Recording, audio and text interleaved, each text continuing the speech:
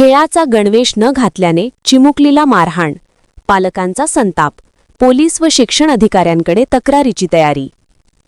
इचलकरंजी येथील माधव विद्यामंदिर शाळेत शिकणाऱ्या तिसरीतल्या विद्यार्थिनीवर शाळेतील महिला शिक्षिकेने मारहाण केल्याचा गंभीर प्रकार उघडकीस आला आहे।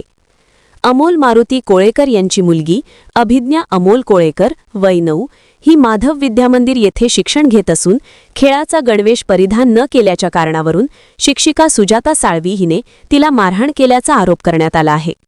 या घटनेची माहिती अभिज्ञा हिने घरी जाऊन आपल्या आईवडिलांना दिल्यानंतर पालकांमध्ये तीव्र संताप व्यक्त करण्यात आला। मुलीच्या अंगावर झालेल्या मारहाणीच्या खुणा लक्षात येताच पालकांनी तात्काळ तिला IGM रुग्णालयात उपचारासाठी दाखल केले।